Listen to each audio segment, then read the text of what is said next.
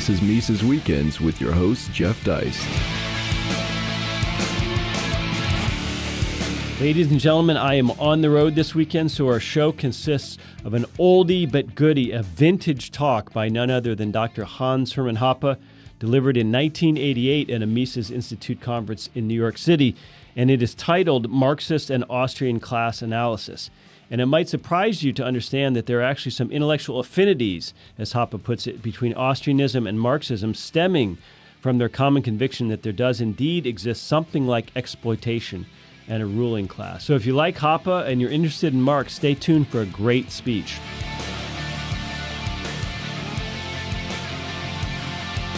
My topic is Marxist and Austrian class analysis. I want to do the following. First, I will present a series of theses that constitute the hardcore of the Marxist theory of history. I claim that all of them are essentially correct. And then I will show how these true theses are derived in Marxism from a false starting point. And finally, I want to demonstrate how Austrianism in the Mises-Rothbard tradition can give a correct but categorically different explanation of their validity. Let me begin with the hardcore of the Marxist belief system. The history of mankind is the history of class struggles. It is the history of struggles between a relatively small ruling class and a larger class of the exploited. The primary form of exploitation is economic. The ruling class expropriates parts of the productive output of the exploited, or, as Marxists say, it appropriates a social surplus product and uses it for its own consumptive purposes. Second, the ruling class is unified by its common interest in upholding its exploitative position and maximizing its exploitatively appropriated surplus product. It never deliberately gives up power or exploitation income. Instead, any loss in power or income must be wrestled away from it through struggles whose outcome ultimately depends on the class consciousness of the exploited, that is, on whether or not and to what extent the exploited are aware of their own status and are consciously united with other class members in common opposition to exploitation. Third, class rule manifests itself primarily in specific arrangements regarding the assignment of property rights, or in Marxist terminology, in specific relations of production. In order to protect these arrangements or production relations, the ruling class forms and is in command of the state as the apparatus of compulsion and coercion. The state enforces and helps reproduce a given class structure through the administration of a system of class justice, and it assists in the creation and the support of an ideological superstructure designed to lend legitimacy to the existence of class rule.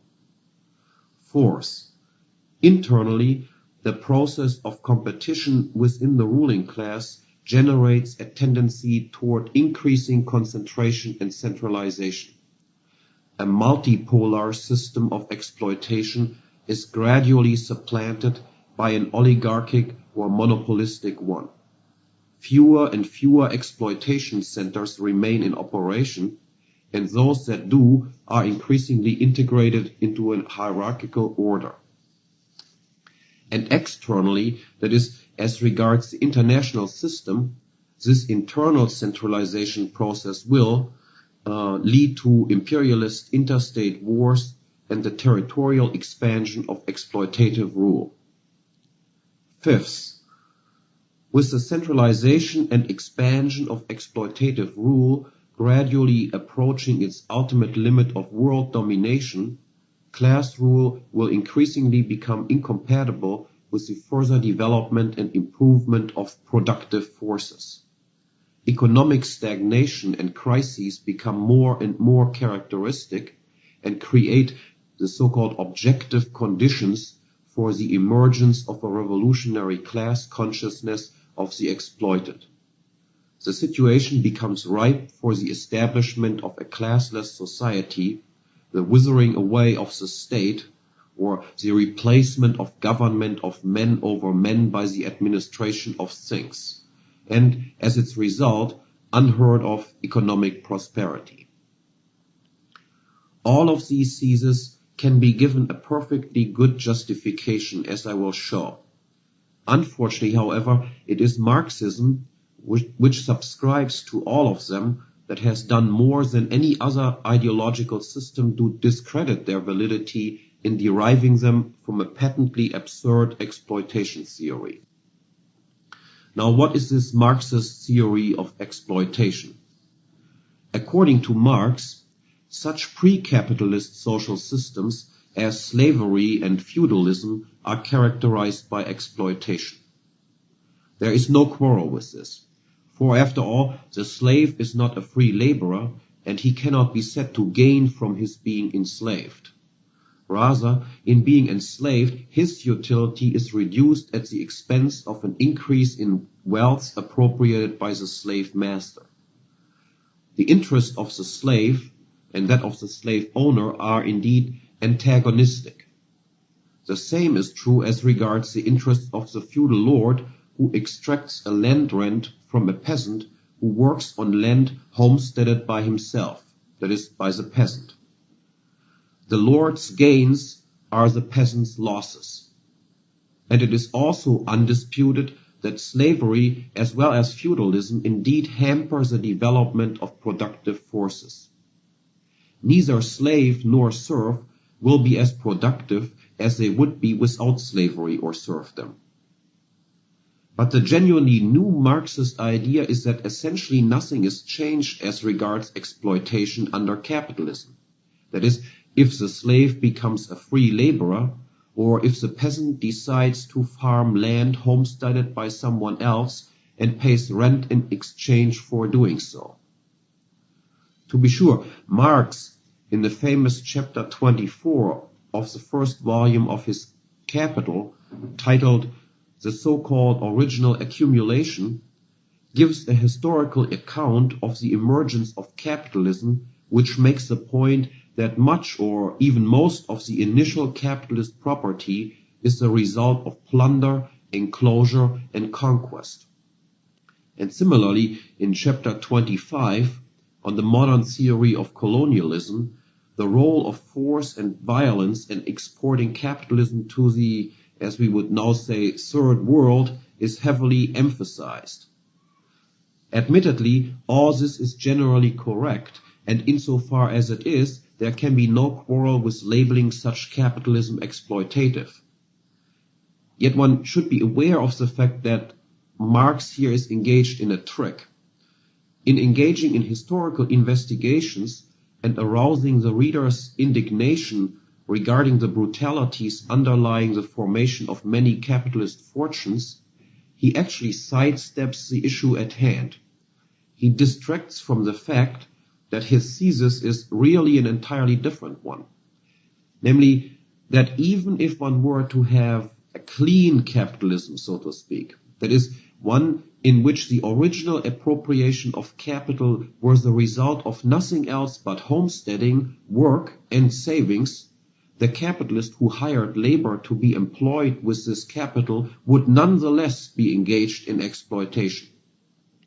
Indeed, Marx considered the proof of this thesis his most important contribution to economic analysis. Now, what then is his proof of the exploitative character of a clean capitalism? It consists in the observation that the factor prices, in particular the wages paid to laborers by the capitalist, are lower than the output prices. The laborer, for instance, is paid a wage that represents consumption goods which can be produced in 3 days, but he actually works 5 days for his wage and produces an output of consumption goods that exceeds what he receives as remuneration. The output of the 2 extra days, the surplus value in Marxist terminology, is appropriated by the capitalist. Hence, according to Marx, there is exploitation. Now, what is wrong with this analysis? The answer becomes obvious once it is asked why the laborer would possibly agree to such a deal. He agrees because his wage payment represents present goods, while his own labor services represent only future goods, and he values present goods more highly. After all, he could also decide not to sell his labor services to the capitalist and then reap the full value of his output himself. But this would of course imply that he would have to wait longer for any consumption goods to become available to him. In selling his labor services, he demonstrates that he prefers a smaller amount of consumption goods now over a possibly larger one at some future date. On the other hand, why would the capitalist want to strike a deal with the laborer? Why would he want to advance present goods, that is, present money, to the laborer in exchange for services that bear fruit only later? Obviously, he would not want to pay out, for instance, $100 now if he were to receive the same amount in 1 year's time. In that case, why not simply hold on to it for 1 year and receive the extra benefit of having actual command over it during the entire time? Instead, he must expect to receive a larger sum than $100 in the future in order to give up $100 now in the form of wages paid to the laborer. He must expect to be able to earn a profit, or more correctly, an interest return. And he is constrained by time preference, that is, the fact that an actor invariably prefers earlier over later goods in yet another way. For if one can obtain a larger sum in the future by sacrificing a smaller one in the present, why then is the capitalist not engaged in more saving than he actually is? Why does he not hire more laborers than he does, if each one of them promises an additional interest return? The answer again should be obvious, because the capitalist is a consumer too, and cannot help being one. The amount of his savings and investing is restricted necessity that he too, like the laborer, requires a supply of present goods large enough to secure the satisfaction of all those wants, the satisfaction of which during the waiting time is considered more urgent than the advantages which a still greater lengthening of the period of production would provide. Now, what is wrong with Marx's theory of exploitation then is that he does not understand the phenomenon of time preference as a universal category of human action. That the laborer does not receive his full worth, so to speak, has nothing to do with exploitation, but merely reflects the fact that it is impossible for man to exchange future goods against present ones except at a discount. Contrary to the case of slave and slave master, where the latter benefits at the expense of the former, the relationship between the free laborer and the capitalist is a mutually beneficial one. The laborer enters the agreement because, given his time preference, he prefers a smaller amount of present goods over a larger future one.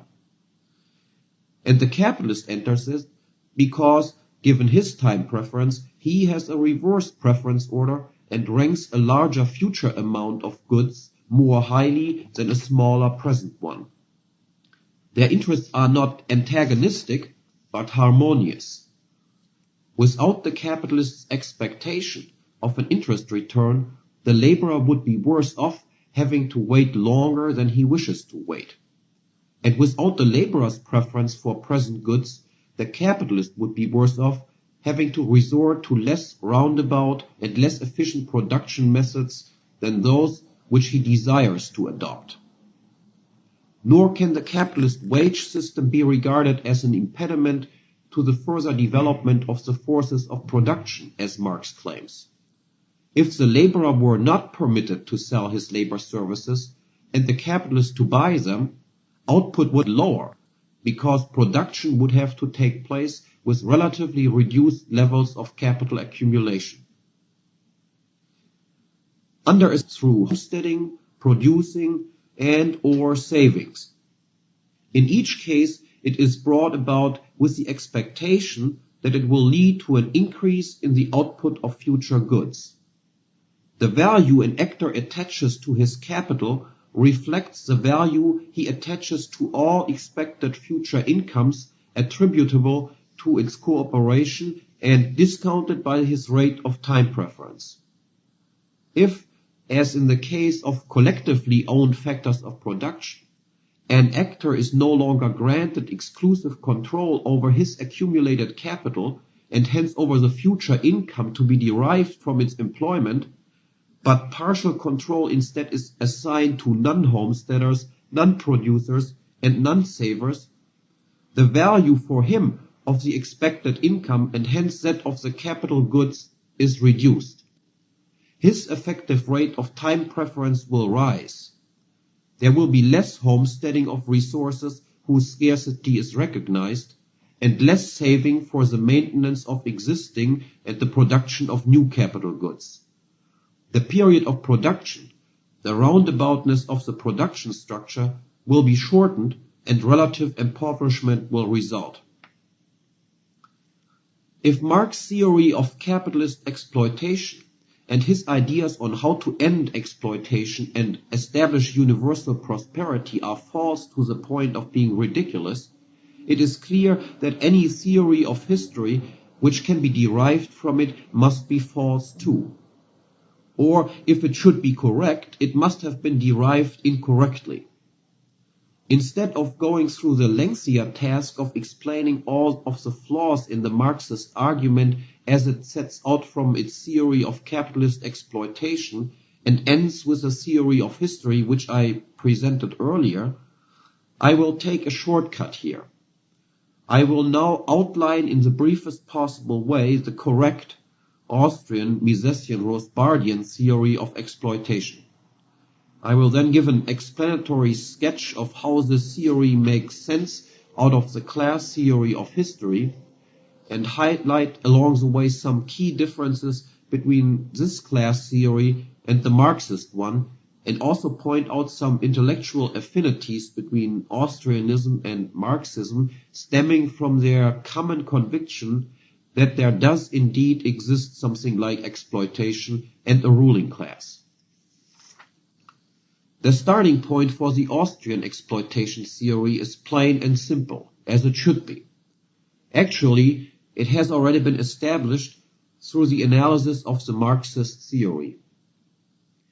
Exploitation characterized the relationship between slave and slave master and between serf and feudal lord.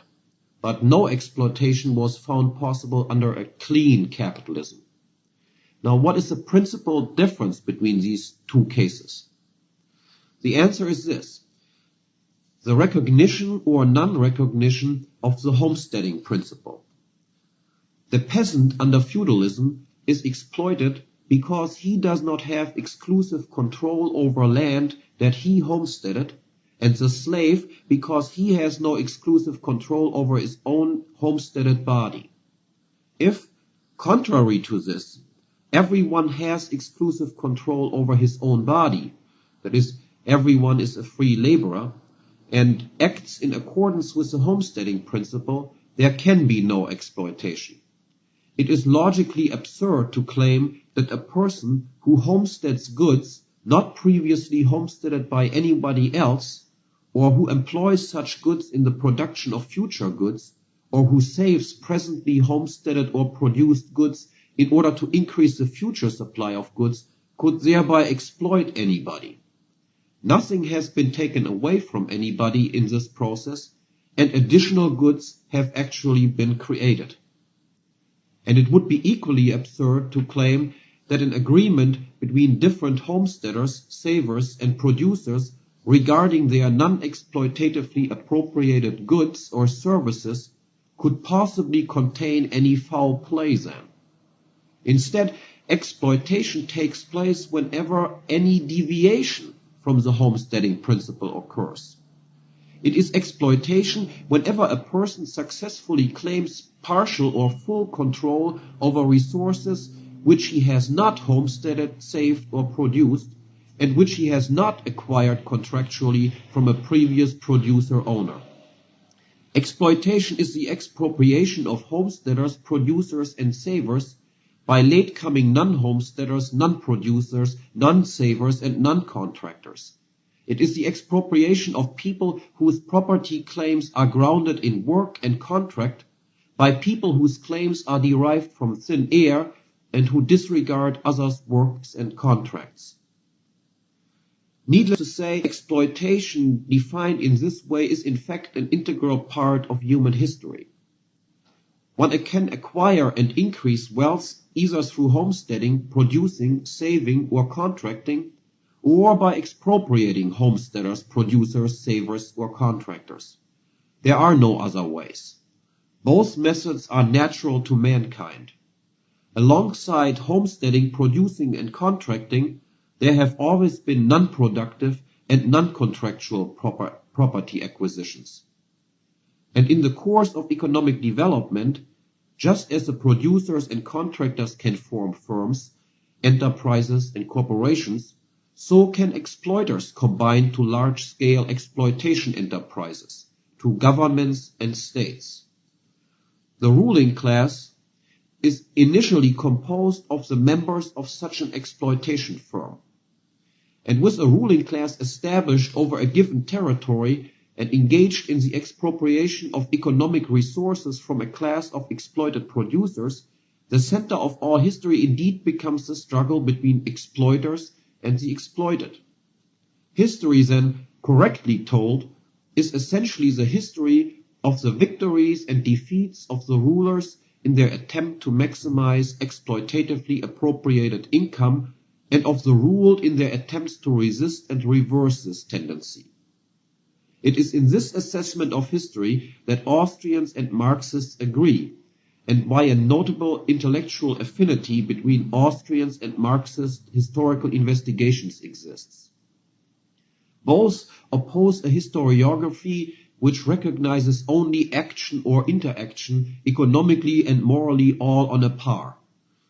And both oppose a historiography that instead of adopting such a value-neutral stand, thinks that one's own arbitrarily introduced subjective value judgments have to provide the foil for one's historical narratives. Rather, history must be told in terms of freedom and exploitation, parasitism and economic impoverishment, private property and its destruction. Otherwise, it is told false. While productive enterprises come into or go out of existence because of voluntary support or its absence, a ruling class never comes to power because there is a demand for it, nor does it abdicate when abdication is demonstrably demanded. One cannot say by any stretch of the imagination that homesteaders, producers, savers, and contractors have demanded their expropriation. They must be coerced into accepting it, and this proves conclusively that the exploitation firm is not in demand at all. Nor can one say that a ruling class can be brought down by abstaining from transactions with it in the same way as one can bring down a productive enterprise. For the ruling class acquires its income through non-productive and non-contractual transactions and thus is unaffected by boycotts. Rather, what makes the rise of an exploitation firm possible, and what alone can in turn bring it down, is a specific state of public opinion, or, in Marxist terminology, a specific state of class consciousness. An exploiter creates victims, and victims are potential enemies. It is possible that this resistance can be lastingly broken down by force in the case of a group of men exploiting another group of roughly the same size. However, more than force is needed to expand exploitation over a population many times its own size. For this to happen, a firm must also have public support. A majority of the population must accept the exploitative actions as legitimate. This acceptance can range from active enthusiasm to passive resignation. But it must be acceptance in the sense that a majority must have given up the idea of actively or passively resisting any attempt to enforce non-productive and non-contractual property acquisitions. The class consciousness must be low, undeveloped, and fuzzy. Only as long as this state of affairs lasts is there still room for an exploitative firm to prosper, even if no actual demand for it exists. Only if and insofar as the exploited and expropriated develop a clear idea of their own situation and are united with other members of their class through an ideological movement which gives expression to the idea of a classless society where all exploitation is abolished, can the power of the ruling class be broken. Only if and insofar as the majority of the exploited public becomes consciously integrated into such a movement and accordingly displays a common outrage over all non-productive or non-contractual property acquisitions, shows a common contempt for everyone who engages in such acts, and deliberately contributes nothing to help them make successful, not to mention actively trying to obstruct them, can its power be brought down to crumble. The gradual abolishment of feudal and absolutist rule and the rise of increasingly capitalist societies in Western Europe and the United States, and along with this unheard of economic growth and rising population numbers, was the result of an increasing class consciousness among the exploited, who were ideologically molded together through the doctrines of natural rights and liberalism. In this, Austrians and Marxists agree. They disagree, however, on the next assessment. The reversal of this liberalization process and steadily increased levels of exploitation in these societies since the last third of the 19th century, and particularly pronounced since World War I, are the result of a loss in class consciousness. In fact, in the Austrian view, Marxism must accept much of the blame for this development by misdirecting attention from the correct exploitation model of the homesteader producer saver contractor versus the non-homesteader producer saver contractor to the fallacious model of the wage earner versus the capitalist, thereby muddling things up. The establishment of a ruling class over an exploited one, many times its own size, by coercion and the manipulation of public opinion, that is, a low degree of class consciousness among the exploited, finds its most basic institutional expression in the creation of a system of public law superimposed on private law. The ruling class sets itself apart and protects its position as a ruling class by adopting a constitution for their firm's operation. On the one hand, by formalizing the internal operations within the state apparatus as well as its relations vis-à-vis the exploited population, a constitution creates some degree of legal stability. The more familiar and popular private law notions are incorporated into constitutional and public law, the more conducive this will be to the creation of favorable public opinion. On the other hand, any constitution and public law also formalizes the exemplary status of the ruling class as regards the homesteading principle. It formalizes the right of the state's representatives to engage in non-productive and non-contractual property acquisitions and the ultimate subordination of private to public law. Class justice, that is, a dualism of one set of laws for the rulers and another for the ruled, comes to bear in this dualism of public and private law and in the domination and infiltration of public law over and into private law.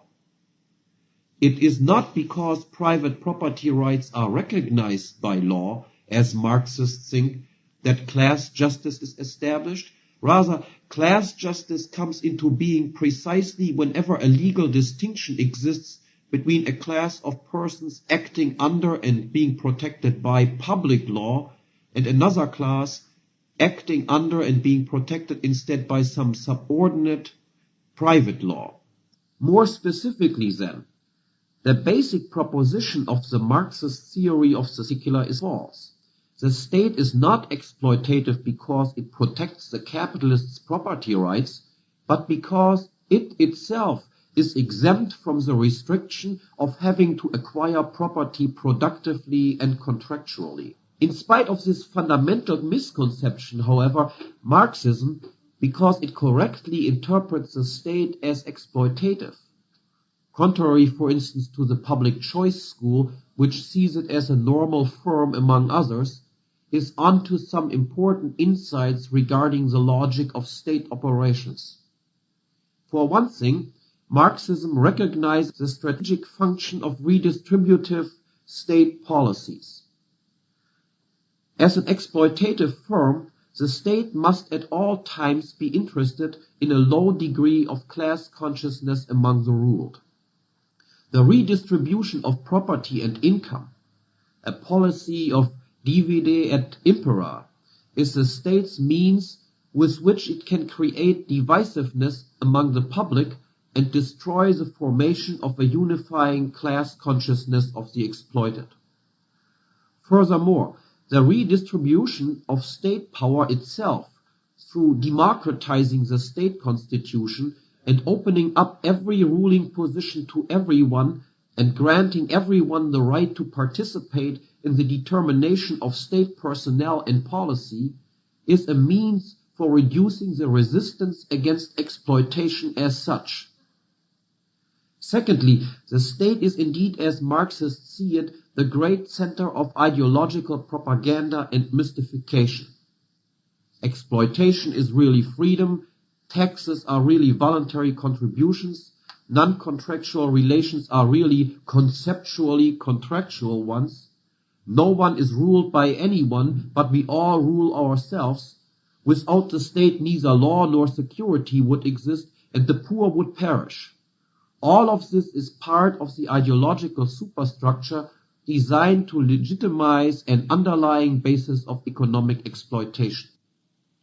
And finally, Marxists are also correct in noticing the close association between the state and business, especially the banking elite, even though the explanation for it is faulty.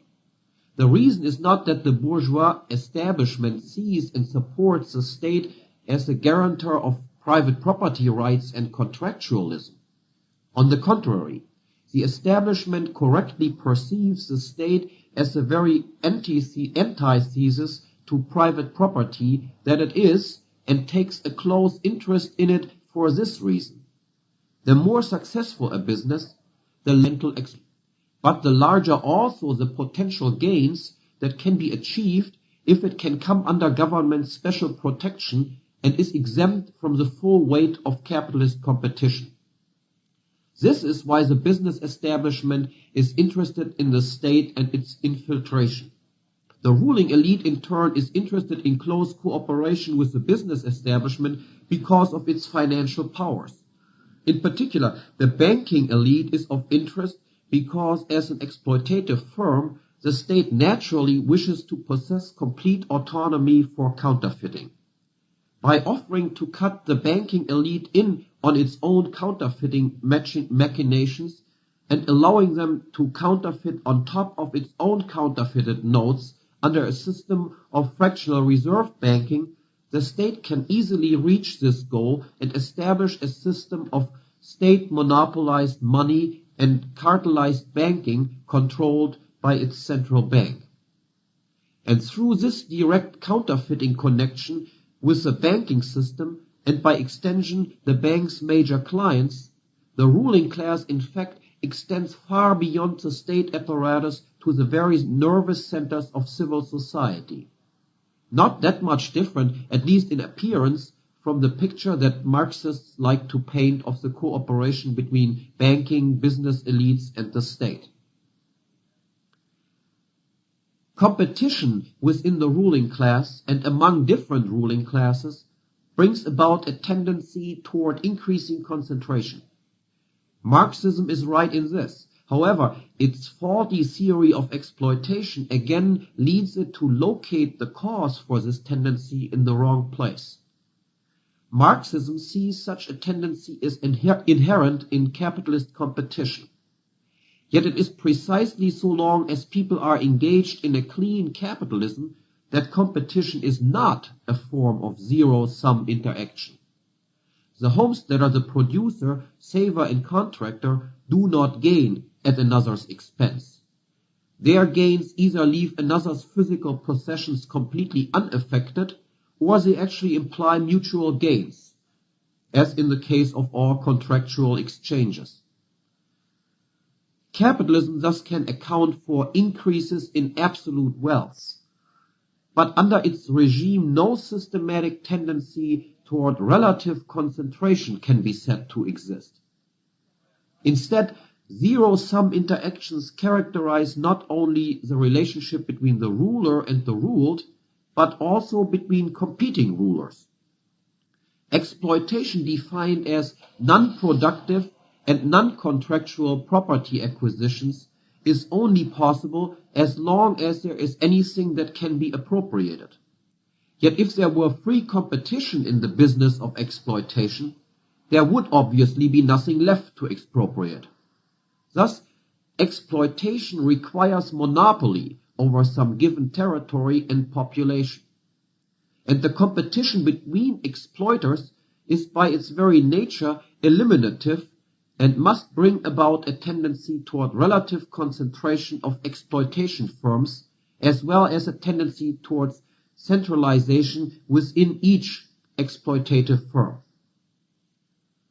The development of states rather than capitalist firms provides the foremost illustration of this tendency. There are now a significantly smaller number of states with exploitative control over much larger territories than in previous centuries. And within each state apparatus, there has in fact been a constant tendency toward increasing the powers of the central government at the expense of its regional and local subdivisions. Yet outside the state apparatus, a tendency toward relative concentration has also become apparent, and for the same reason. Not, as should be clear by now, because of any trait inherent in capitalism, but because the ruling class has expanded its rule into the midst of civil society through the creation of a state banking business alliance, and in particular the establishment of a system of central banking. If a concentration and centralization of state power then takes place, it is only natural that this be accompanied by a parallel process of relative concentration and cartelization of banking and industry.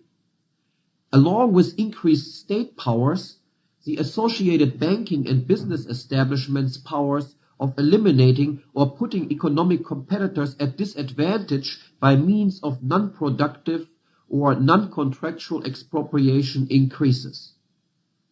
Business concentration is a reflection of the statization of economic life. The primary means for the expansion of state power and the elimination of rival exploitation centers is war and military domination. Interstate competition implies a tendency toward war and imperialism. As centers of exploitation, their interests are by nature antagonistic. Moreover, with each of them internally in command of the instrument of taxation and absolute counterfeiting powers, it is possible for the ruling classes to let others pay for their wars. Naturally, if one does not have to pay for one's own risky ventures, but can force others to do so, one tends to be a greater risk-taker and more trigger-happy than one otherwise would be. Marxism, contrary to much of the so-called bourgeois social sciences, gets the facts right. There is indeed a tendency toward imperialism operative in history, and the foremost imperialist powers are indeed the most advanced capitalist nations. Yet the explanation is once again faulty. It is a state as an institution exempt from the capitalist rules of property acquisitions that is by nature aggressive. And the historical evidence of a close correlation between capitalism and imperialism only seemingly contradicts this. It finds its explanation easily enough in the fact that in order to come out successfully from interstate wars, a state must be in command of sufficient, in relative terms, of sufficient economic resources. Other things being equal, the state with more ample resources will win. As an exploitative firm, a state is by nature destructive of wealth and capital accumulation. Wealth is produced exclusively by civil society, and the weaker the state's exploitative powers, the more wealth and capital society accumulates. Thus, paradoxical as it may sound at first, the weaker or the more liberal a state is internally, the further developed capitalism is. A developed capitalist economy to extract from makes the state richer, and a richer state then makes for more and more successful expansionist wars.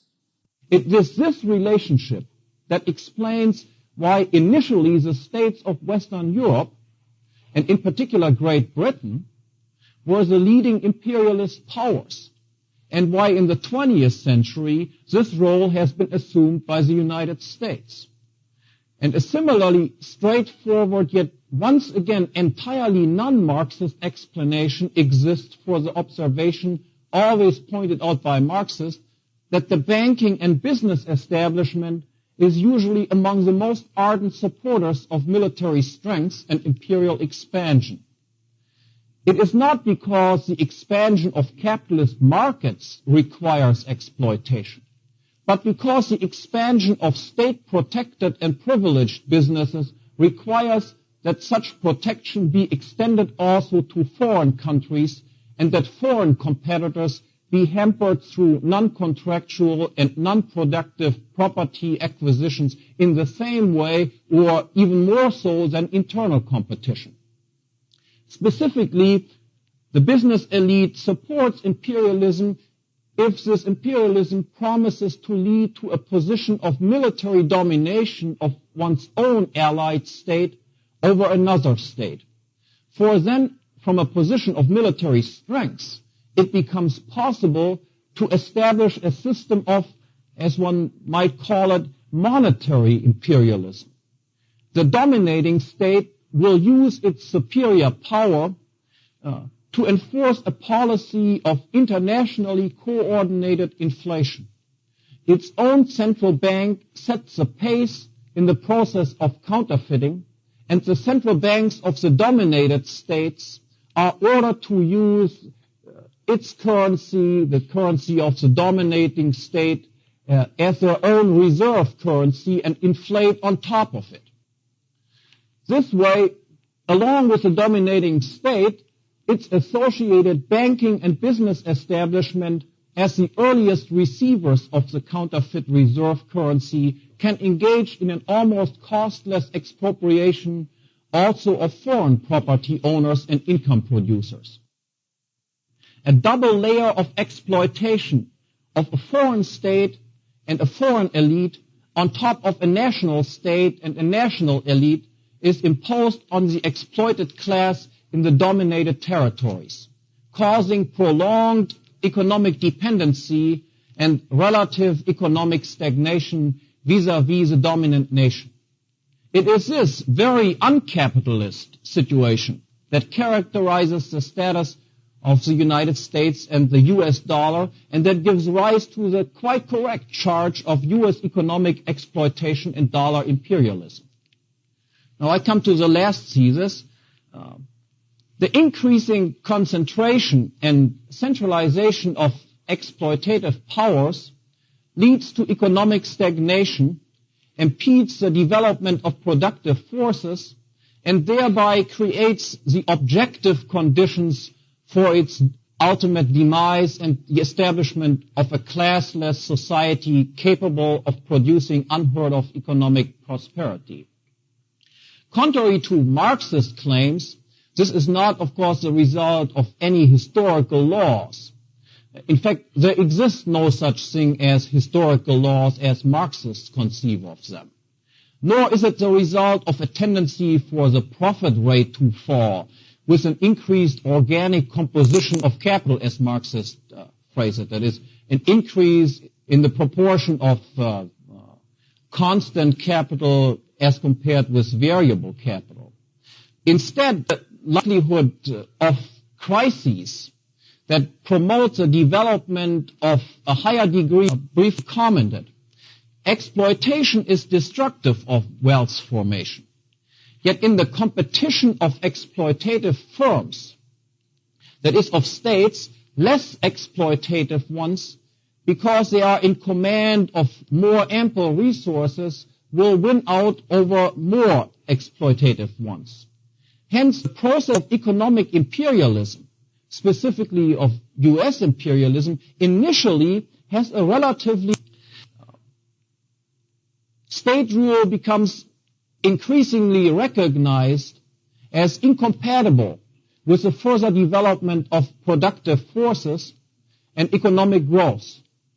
Anti-statist social pressures mount and bring about a process of withering away the state.